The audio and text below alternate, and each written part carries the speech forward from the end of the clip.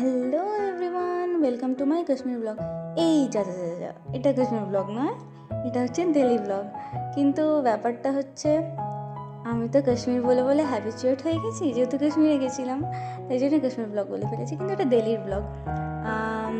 ওই যে বৈষ্ণোদেবী থেকে বেরিয়ে পড়লাম, বেরিয়ে আমরা দিল্লি চলে এলাম, কারণ আমাদের বাড়ি ফিরতে হবে, তাই না? তাই জন্য দিল্লিতে তো পৌঁছাতে হতোই, দিল্লি থেকে যেহেতু ট্রেন। তো দিল্লিতে এসে আমরা সকালটা রেস্ট নিয়ে নিলাম, তারপর বেরিয়ে পড়লাম সন্ধ্যাবেলায় একটু দিল্লিটা ঘুরে দেখতে। লালকেল্লার উদ্দেশ্যে গেছিলাম, ওখানটা ঘুরে ফিরে দেন।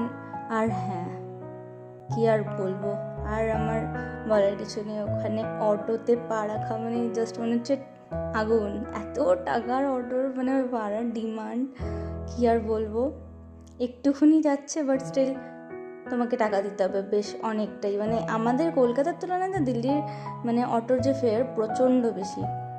যাই হোক, আমরা এবার চলে যাচ্ছি সিপির উদ্দেশ্যে, দিল্লিতে সিপি ঘোরার জন্য। তো এখানে একটু দেখি, আমাদের ইন্ডিয়ান ফ্ল্যাগ এত সুন্দরভাবে উড়ছিল, তো কী বলবো, এত হাওয়া।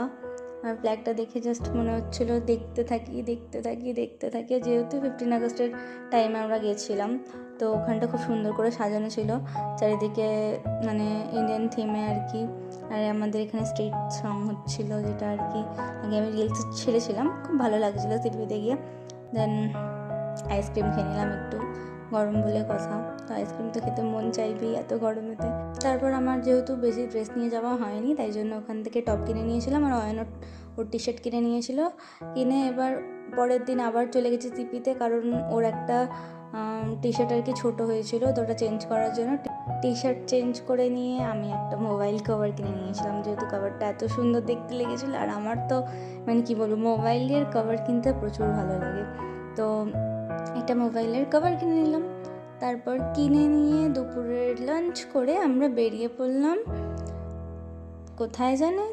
অবভিয়াসলি জানতেই তো পাচ্ছেন, দেখতেই তো পাচ্ছেন না, স্টেশনের উদ্দেশ্যে, কারণ আমাদের বাড়ি ফিরতে হবে। তো ট্রেন ধরতে গেলে তো দিল্লি স্টেশনেই পৌঁছতে হবে না। স্টেশনে চলে গেলাম, টাইমের অনেকটাই আগে চলে গেছিলাম, গিয়ে বসেছিলাম।